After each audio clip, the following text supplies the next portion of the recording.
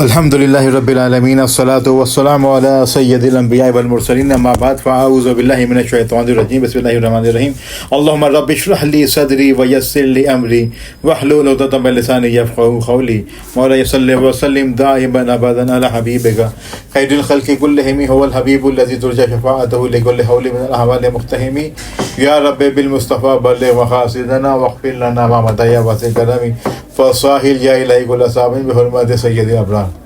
اللہ کا تبارک و تعالی شکر ہے، احسان ہے کہ آج ہم 17ویں پارے کے مضامین اور اس میں کا مختصر تفسیر ہم سماعت کریں گے۔ اللہ تبارک و تعالی ہمیں قرآن سے تعلق کو مضبوط فرمائے۔ اعوذ باللہ من الشیطان الرجیم بسم اللہ الرحمن الرحیم۔ سورہ انبیاء سے 17ویں پارے کا آغاز ہو رہا ہے۔ سورہ انبیاء مکی صورت ہے، ترتیب مصحف کے اعتبار سے 21ویں، جبکہ ترتیب نزول کے اعتبار سے 73ویں صورت ہے۔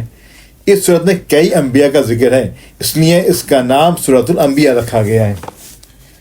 فرمایا لوگوں کے حساب کا وقت قریب آ گیا، وہ غفلت کا شکار ہیں، دین کی باتوں سے روگردانی کرتے ہیں۔ جب بھی نصیحت کی کوئی بات ان کے پاس آتی ہے تو توجہ سے نہیں سنتے، بس کھیل تماشے کے انداز میں سنتے ہیں، اور نبی کو اپنا جیسا معاذ اللہ بشر قرار دیتے ہیں۔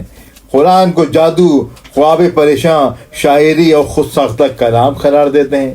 قرآن نے بتایا پہلے رسول بھی حاملین وحی تھے اور وہ بھی کھاتے پیتے تھے، یعنی بشری تقاضے نبوت کے اور رسالت کے عظمت کی شان کے خلاف نہیں ہیں۔ اس کے بعد پچھلی قوموں کی سرکشی اور ان پر نازل کیے جانے والے عذاب کے آنے پر ان کے اقرار جرم اور ندامت کے رائے گاہ جانے اور ان کے نیست و نابود ہونے کا اللہ نے ذکر فرمایا ہے۔ آیت نمبر 22 میں اللہ تعالیٰ نے کائنات کی نظم و ضبط، توازن و اعتدال اور حکیمانہ نظام کی توحید کی دلیل کے طور پر پیش کرتے ہوئے فرمایا اگر آسمان و زمین میں اللہ کے سوا اور معبود ہوتے تو ان کا نظام ضرور درہم برہم ہو جاتا، یعنی اگر یہ بفرض محال دو خدا ہوتے اور دونوں برابر اختیارات کے مالک ہوتے تو ان کی ترجیحات اور فیصلوں میں ٹکراؤ ہوتا اور نتیجہ کائنات میں فساد اور تباہی کی شکل میں ہوتا۔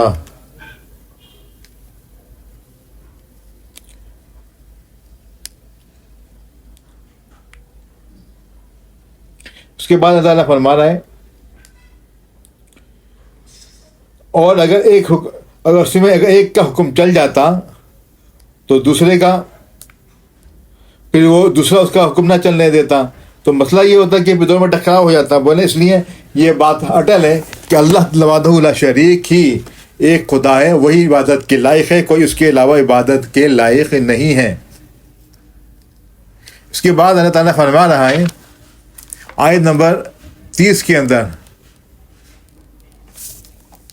اللہ تعالیٰ نے تخلیق کائنات کے سلسلے کو بیان کرتے ہوئے فرمایا کہ آسمان اور زمین بند تھے تو ہم نے ان دونوں کو کھول دیا، ہم نے پانی سے ہر جاندار چیز بنائی۔ آج بھی تخلیق کائنات کا ایک سائنسی نظریہ بگ بینگ تھیوری کہلاتا ہے۔ یہ ایک بہت بڑا آتش گیر وگولا تھا، ایک بہت بڑے دھماکے سے وہ پھٹا اور اس کے بعد اس کے لامحدود ٹکڑے فضا میں بکھر گئے، جنہوں نے سورج، چاند، ستاروں اور سیاروں کی شکل اختیار کی۔ قرآن نے اس کے لیے فتح اور فلک کے کلمات بیان فرمائے ہیں۔ اللہ نے زمین میں توازن قائم رکھنے کے لیے اونچے اونچے پہاڑ بنا دیے اور ان کے درمیان کشادہ راستے بنا دیے ہیں، اور آسمان کو بغیر ستونوں کے محفوظ چھت بنا دیا۔ رات اور سورج کو اور چاند کو پیدا کیا، ہر ایک اپنے مدار میں تیر رہا ہے۔ آیت نمبر 35 میں قانون قدرت بیان کیا گیا کہ ہر نفس موت کو چکنے والا ہے، یعنی ہر ذی حیات پر موت آئے گی۔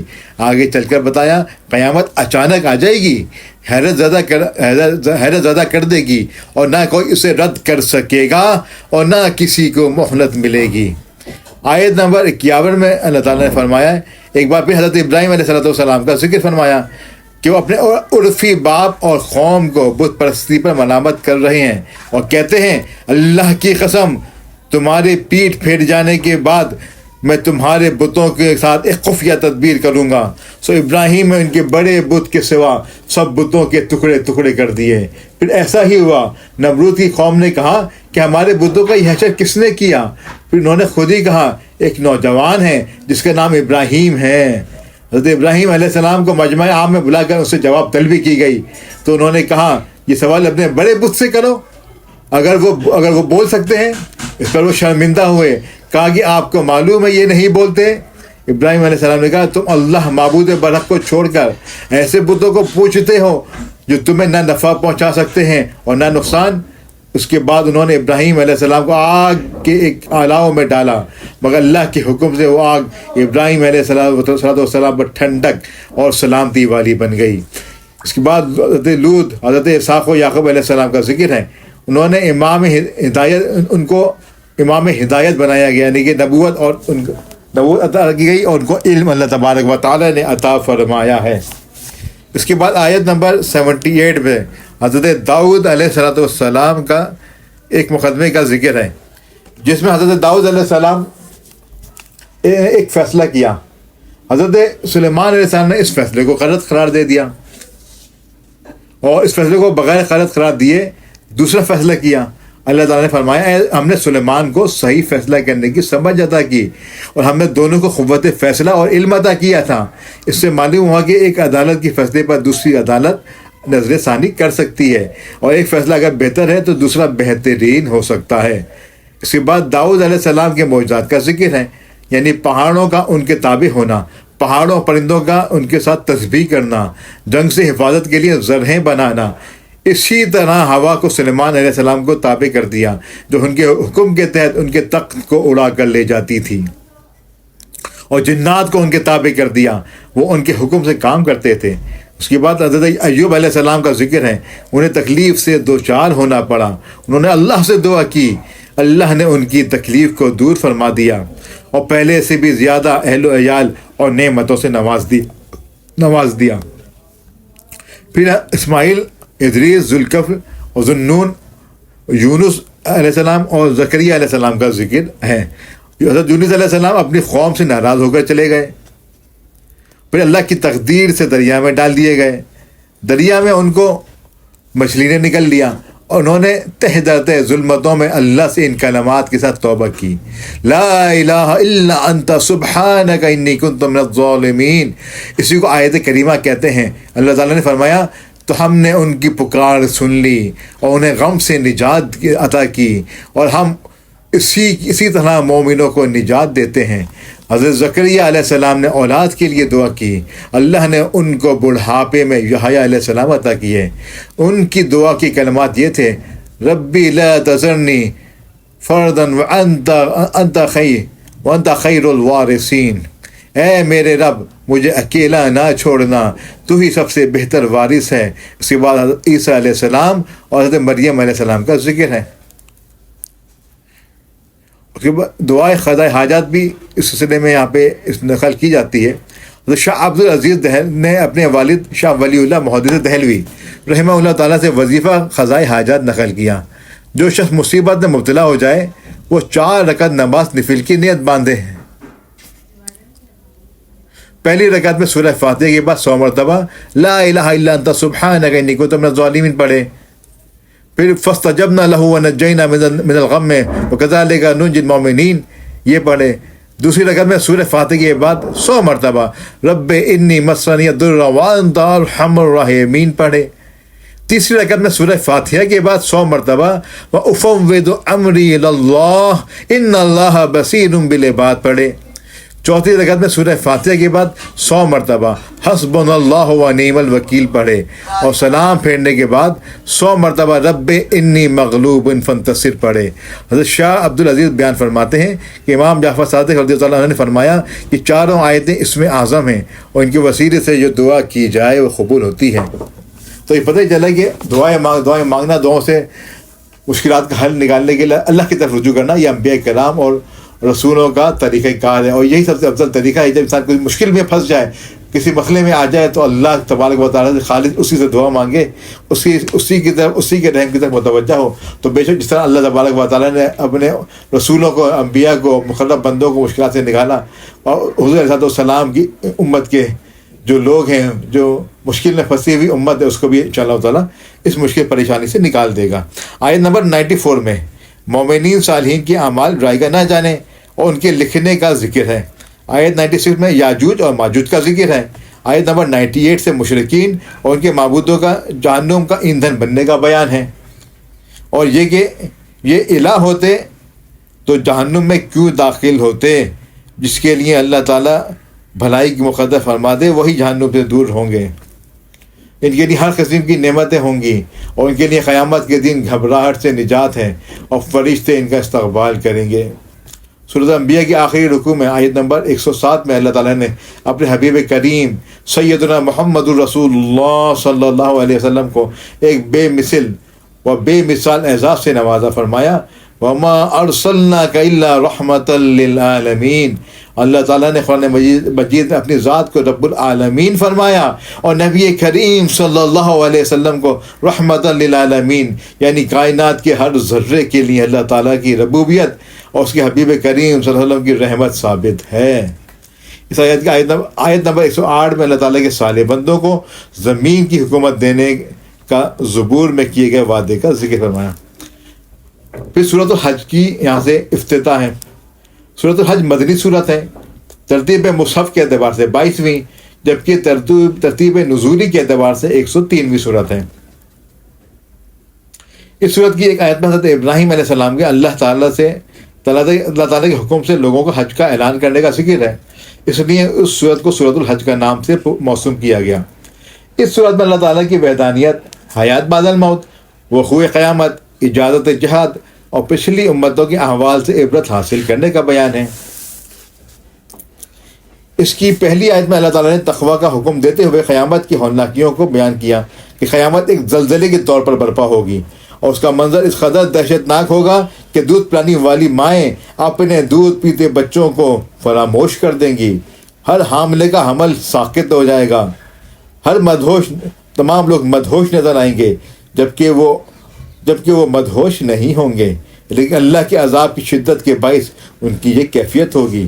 آیت نمبر 3 سے بتایا گیا کہ بعض لوگ بغیر علم کے اللہ کے متعلق جھگڑا کرتے ہیں، اور ہر اس سرکش شیطان کی پیروی کرتے ہیں جس کے متعلق لوح محفوظ میں لکھا جا چکا کہ جو اس کو دوست بنائے گا وہ اس کو گمراہ کر دے گا اور اس کو بھڑکتی ہوئی آگ کے عذاب کی طرف لے جائے گا۔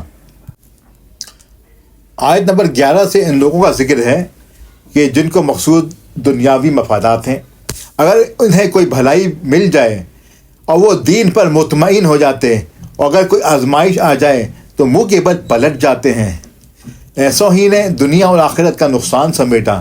ایسے لوگ ان کی عبادت کرتے ہیں جو نہ انہیں نقصان پہنچا سکتے ہیں نہ ہی نفع دے سکتے ہیں، یہی دور کی گمراہی ہے۔ پھر اللہ نے فرمایا ایمان لانے والے اور اعمال صالحہ انجام دینے والے ایسی جنت میں داخل ہوں گے جن کے نیچے دریا بہتے ہیں، اور اللہ جس کا ارادہ کرتا ہے اس کو کر کے رہتا ہے۔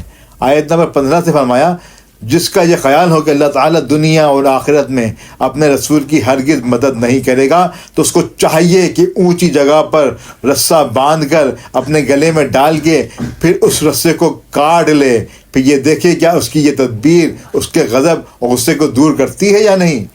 اسی طرح ہم نے قرآن کو واضح آیتوں کے ساتھ نازل کیا، بے شک اللہ جسے ہدایت دیتا ہے۔ آیت نمبر 17 میں فرمایا کہ دنیا میں بظاہر اہل ایمان، یہود، صابئی، عیسائی، آتش پرست اور شرک کرنے والے ملے جلے سے ہیں، اللہ تعالیٰ قیامت کے دن ان سب کے درمیان فیصلہ فرمائے گا، بے شک اللہ ہر چیز پر نگہبان ہے۔ آیت نمبر 18 میں بتایا کہ جو کچھ آسمان اور زمین میں ہے، سورج، چاند، ستارے، پہاڑ، درخت، جو پائے اور بہت سے انسان اللہ ہی کے لیے سجدہ کرتے ہیں، اور بہت سے وہ ہیں جن پر عذاب مقدر ہو چکا، اور جس کو اللہ ذلیل کر دے اس کی کوئی عزت دینے والا نہیں ہے۔ آیت نمبر 19 میں مومنین اور کفار کے ہر دو فریق کا ذکر ہے، کفار کے لیے دردناک عذاب اور مومنین کے لیے اخروی نجات اور نعمتوں کا ذکر اللہ تبارک و تعالیٰ نے فرمایا ہے۔ آیت نمبر 25 سے فرمایا جن لوگوں نے کفر کیا اور اللہ کے راستے اور مسجد حرام سے روکنے لگے جس کو ہم نے لوگوں کے لیے مساوی بنایا ہے، خواہ وہ مقامی ہوں یا باہر سے آئیں، جو اس مسجد حرام میں ظلم کے ساتھ زیادتی کا ارادہ کرے گا ہم اس کو دردناک عذاب چکھائیں گے۔ آیت نمبر 27 سے حضرت ابراہیم علیہ السلام کو حکم دیا گیا لوگوں میں بلند آواز سے حج کا اعلان کیجیے، وہ آپ کے پاس دور دراز راستوں سے پیدل اور ہر دبلے اونٹ پر سوار ہو کر آئیں گے۔ حضرت ابراہیم علیہ السلام نے ایک پتھر پر کھڑے ہو کر ندا کی، اے لوگوں، اللہ نے تمہارے اوپر حج فرض کر دیا۔ اللہ نے یہ ندا ان سب کو سنا دی جو مردوں کی پشتوں میں اور عورتوں کی رحموں میں تھے۔ ان سب نے اس ندا کا جواب دیا جو اللہ کے علم میں ہیں، قیامت تک حج کرنے والے تھے۔ انہوں نے کہا لبیک اللہم لبیک۔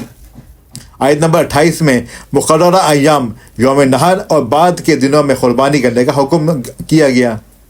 آیت نمبر 29 میں ایسی نظروں کو پورا کرنے کا حکم دیا گیا پوری جو معصیت پر یعنی گناہوں پر مبنی نہ ہوں، اور اللہ کے گھر کی طواف کا حکم بھی دیا گیا۔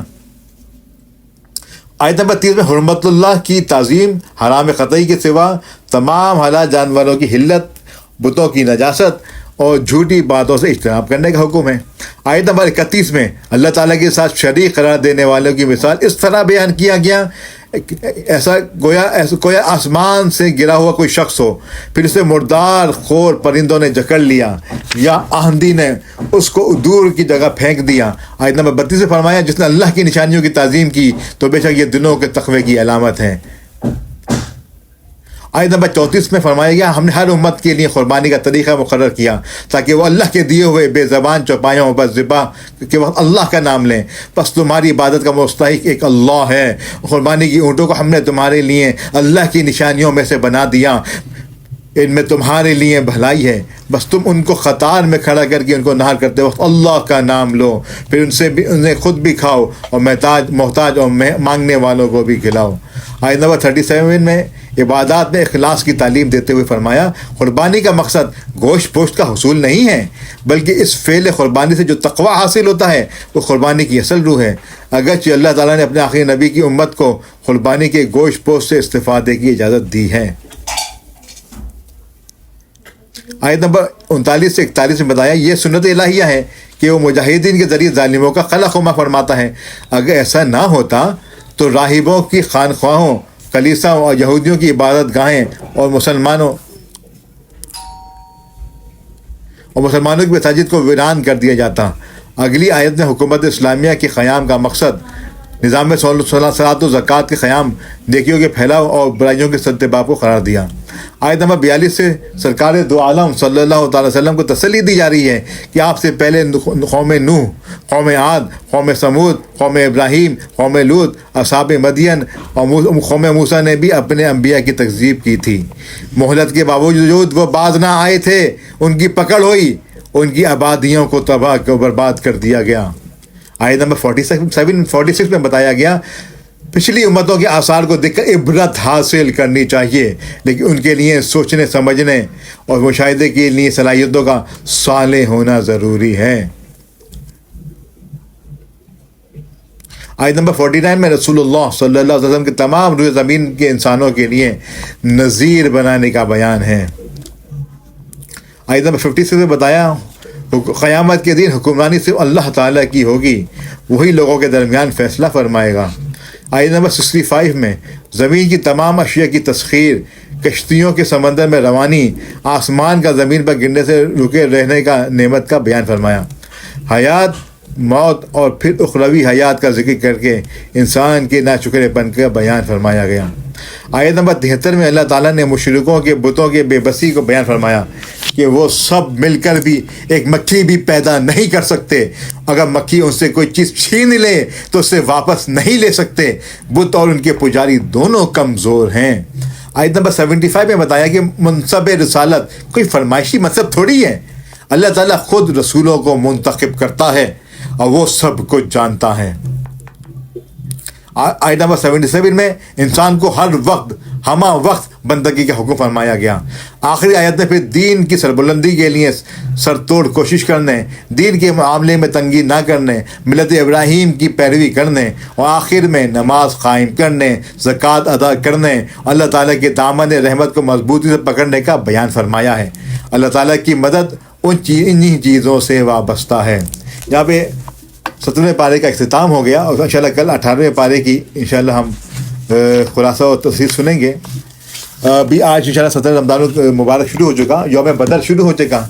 یوم بدر کی اہمیت یہ ہے کہ آپ یوم بدر کے اصال ثواب کیجئے، ان کے ناموں سے، ان کے ناموں کے وسیلے سے، اور دعائے وسیلے اصحاب بدر بہت مشہور ہے، وہ دعا پڑھیے، اس کے وسیلے سے اپنی مشکلات اور پریشانی اور حاجت کے لیے اللہ کی بارگاہ میں وسیلہ پیش کرتے ہوئے اللہ کی بارگاہ میں گڑ گڑائیے.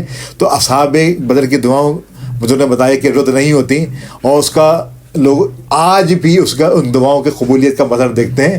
اصحاب بدر آج بھی لوگوں کی رہنمائی اور مدد فرماتے ہیں. وما علینا الا البلاغ المبین.